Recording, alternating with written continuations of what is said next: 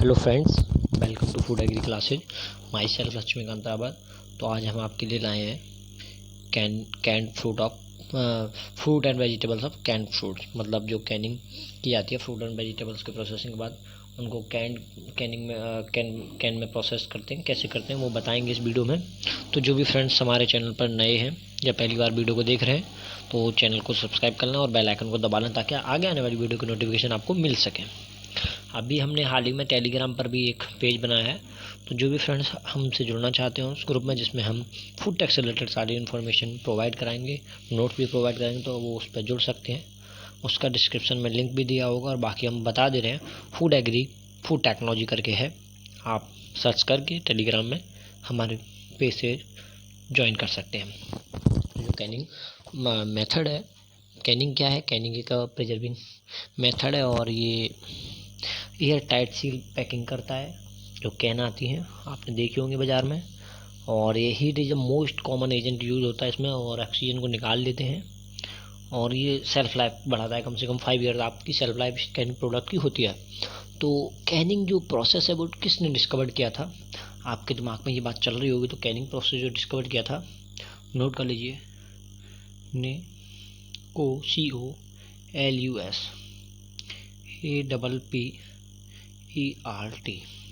Nicholas एबरट ने discover किया था। फ्रांस के साइंटिस्ट थे। 1809 में इन्होंने ये डिस्कवर किया था। वहाँ की गवर्नमेंट ने इनको 1809 में परमिशन दी थी। उस हिसाब से इसको 1809 में बताया जाता है कि ये डिस्कवर हुआ था। आगे, what is the principle of the Canning? The basic preservation of food by heat is the destruction in living organism का डिस्ट्रक्शन करता है, और जो हमारे कंज्यूमर हैं उनके हेल्थ को भी सेफ रखता है। And given the consideration has to given to the organoleptic and nutritional properties of the raw material.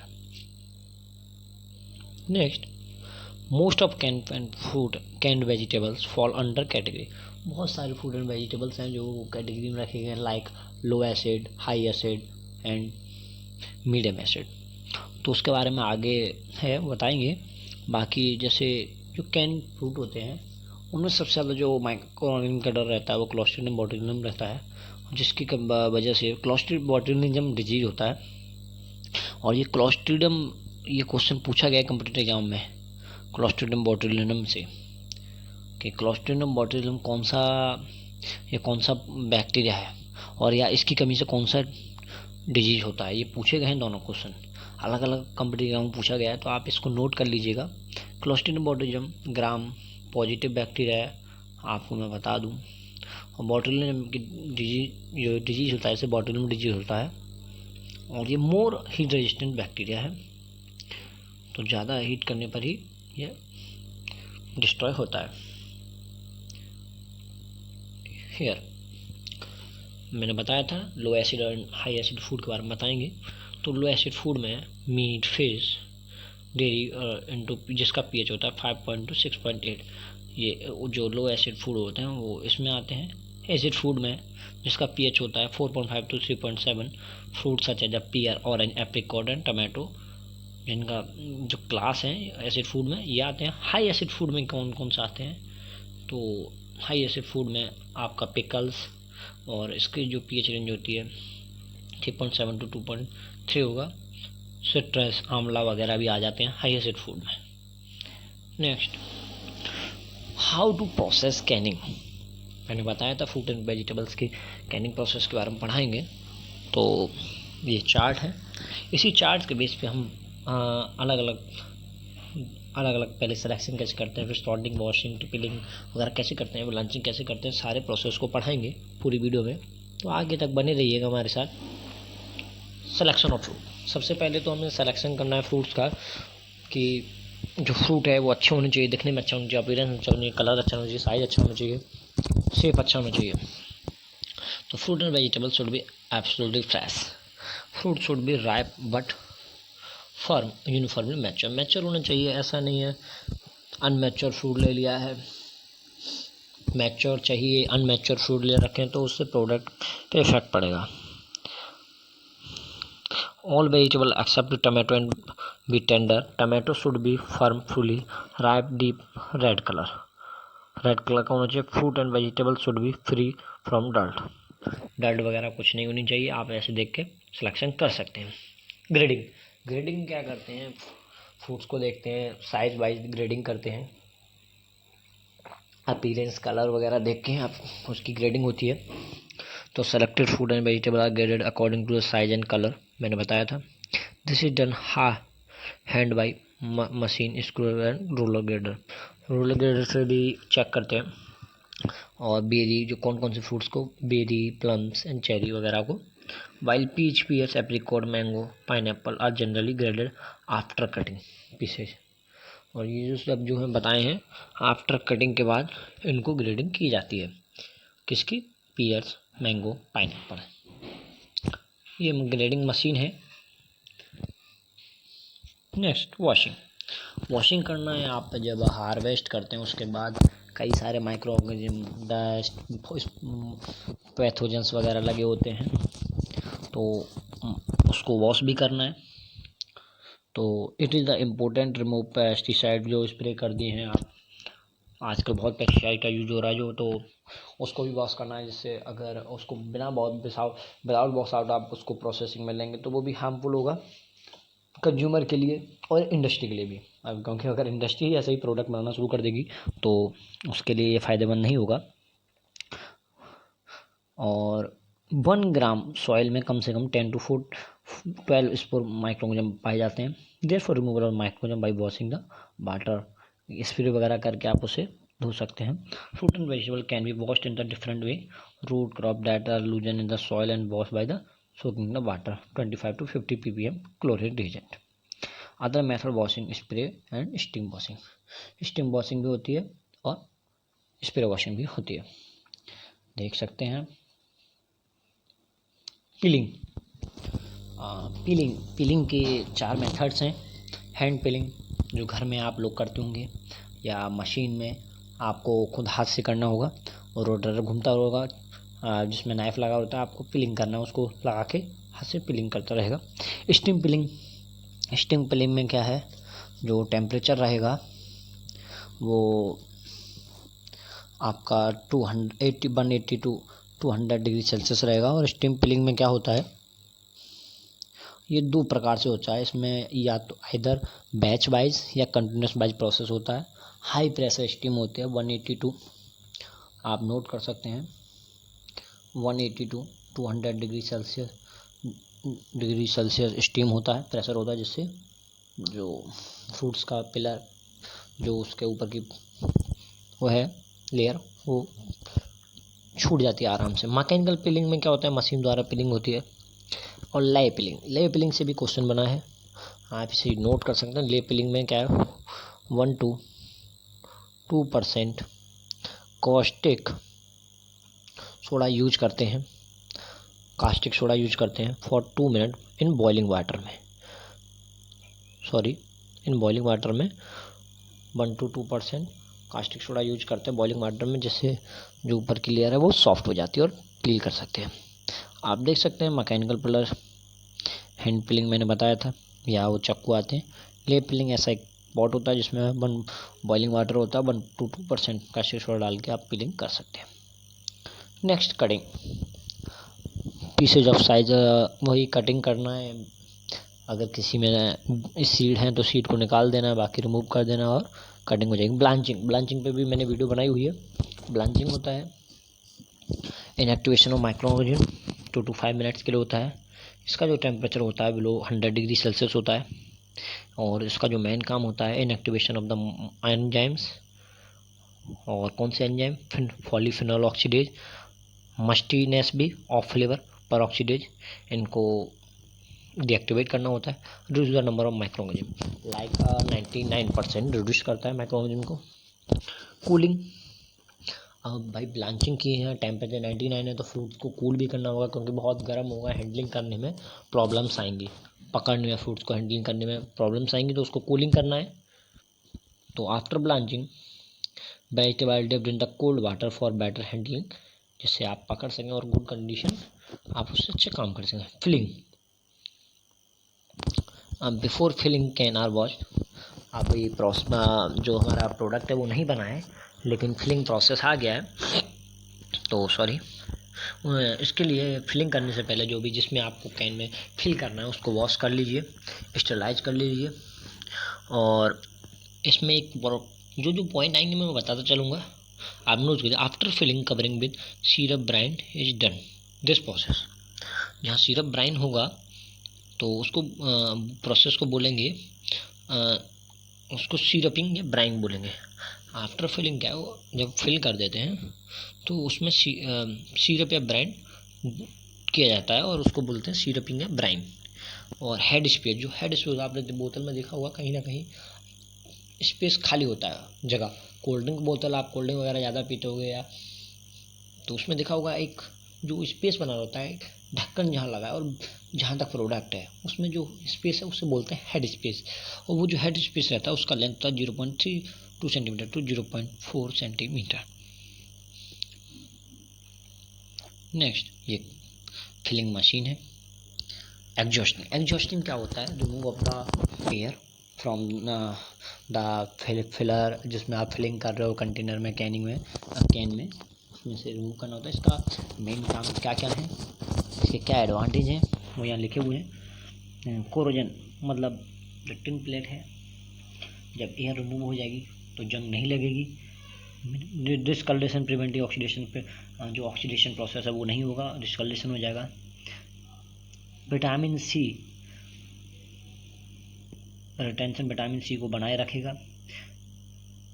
Prevent building of can when store in climatic and, आप कहीं भी हॉट क्लाइमेट में रख सकते हैं जिससे कोई भी नुकसान नहीं होगा प्रोडक्ट को। केमिकल रिएक्शन बंद को भी डिस्ट्रॉय कर देगा, रोक देगा।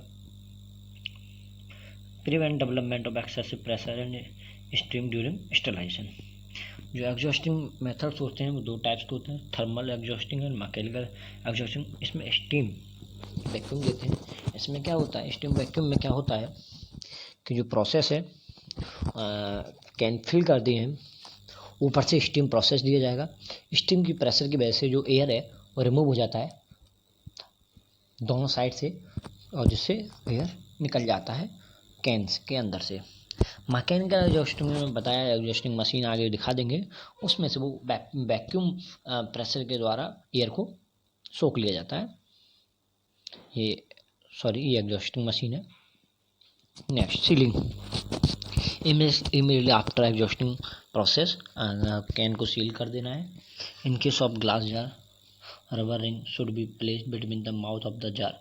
अगर ग्लास जार है तो उस पर रबर लगाना है या टाइट कर देना है। During ceiling the temperature should, और जो प्रोसेस कर रहे हैं उस समय जो टेम्परेचर होना चाहिए वो 74 से कम नहीं होना चाहिए सीलिंग करते समय। नेक्स्ट, ये सीलिंग मशीन है। Processing, heating of food or preserving is known as the processing. The can must be processed immediately after closing, hermetic sealed and suitable time and temperature. Food to be canned in treated on the one hand by the bacterial spoilage, under process on the danger lower than nutritional quality of heating. जो vegetative bacteria हैं वो 80 degree Celsius पे किल होंगे, spore buying bacteria 110 पे, और for destroying the spores में destroy होंगे 121 degree Celsius पर। लाइक 121 डिग्री सेल्सियस क्या होता है, स्टरलाइजेशन टेम्परेचर होता है, उस पर डिस्ट्रॉय हो जाएंगे। स्टोरेज करने हैं, अब आप उसको जो कार्टून है, कार्डबोर्ड का कार्टून आप उसमें स्टोर कर सकते हैं, और बस यही सब लिखा है, और उसको रूम टेम्परेचर पे आप स्टोर कर सकते हैं। Cooling, immediately after processing the can are cooled in the water to temperature 36 to 42 degree Celsius to avoid thermophilic spoilage or can rust। और आप अवॉइड कर सकते हैं जो थर्मोफिलिक बैक्टीरिया हैं, जो डर था कि वो ग्रो ना हो जाए, प्रोडक्ट खराब ना हो जाए, उसका कोई डर नहीं है। If can are the cool must 36 degree Celsius below, if the can are see temperature much over 42 degree Celsius. Next, spoilage of can food में स्पॉइलेज होती हैं कई तरह की, तो हम आपको यहाँ स्पॉइलेज के बारे में पढ़ाएंगे। तो स्वेल होता है फूलना, तो माइक्रोबियल प्रोसेस होता है,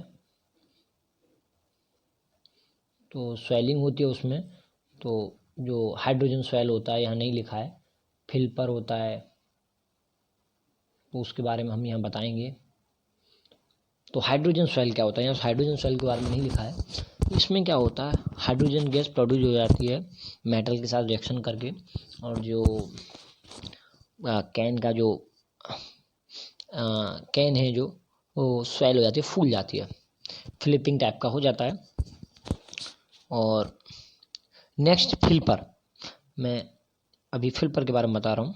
फिल्पर क्या होता है, this can appear normal but struck against the table, one या other both of end become convex या स्प्रिंग या फ्लिप आउट हो जाता है। जिसको पुश करोगे बैक वो उसी कंडीशन में दोबारा से मतलब आ जाएगी, और ऐसी प्रॉब्लम्स आती हैं फिल्पर में। स्प्रिंगर, अब फाइंड स्वेल वन और both end can is the springer which में be initially stage of hydrogen swell, ये इनिशियली स्टेज होती है हाइड्रोजन स्वेल की, स्प्रिंगर। अब आके आप देखिए सॉफ्ट स्वेल। सॉफ्ट स्वेल क्या होता है, at a more advance stage swell जो फूलना होता है बोथ ऑफ एंड, मतलब दोनों एंड ऑफ है, जो कैन की दोनों एंड है उसमें मतलब फूलना हो जाएगा, और आप उसे दबाएंगे वो बैक उसी पोजीशन में दोबारा आएगा थोड़ी देर बाद, तो उसे सॉफ्ट कहते हैं। हार्ड स्वेल में क्या होता है, this is a final stage of swell, the bulge and, जो ब्लज जो आपने दो, जब कैनिंग प्रोसेस होता है तो कैन बनाते समय वो दो जो परत होती है चद्दर की, कैन की, स्टील की, वो दोनों को एक दूसरे जोड़ा जाता है। जो ब्लज होता है उसका जो जॉइंट होता है उसको प्रेस करेंगे बैक, वो दोबारा नॉर्मल कंडीशन पोजीशन में नहीं आएगा, जैसा है वैसा ही रह जाएगा।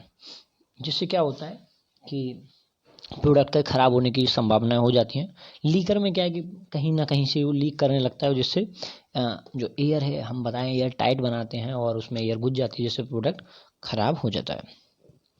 Next, here is a can, container for packaging of can product.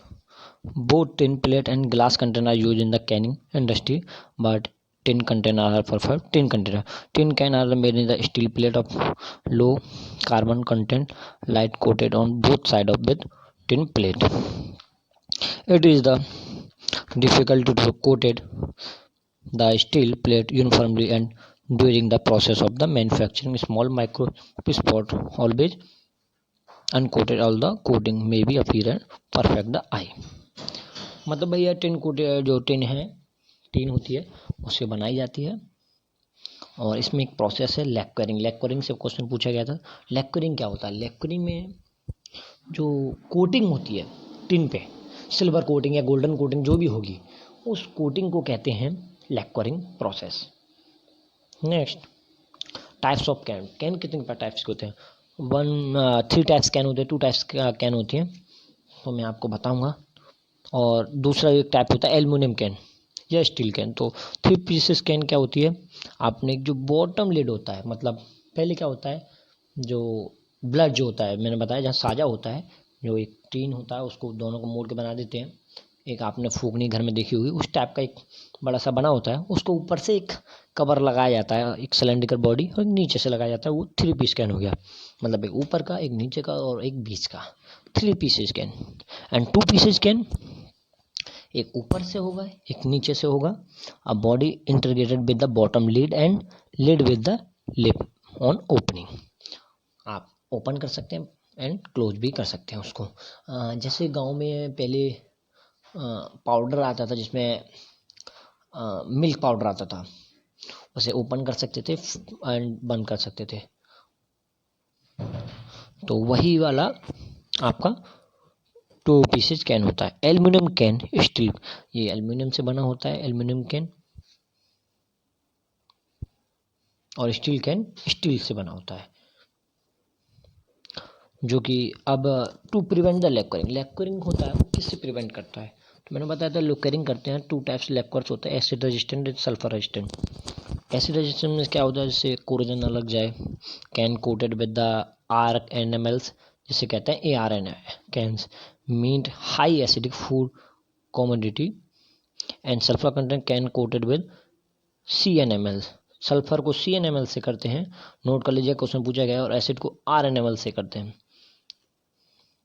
Mean for low acid, sulphur content के लिए लो एसिड का होता है, और एसिड रेजिस्टेंट जो होता है वो हाई एसिड फूड्स के लिए होता है। और थैंक यू फ्रेंड्स, वीडियो अच्छी लगी हो तो लाइक करें, सब्सक्राइब करें चैनल को।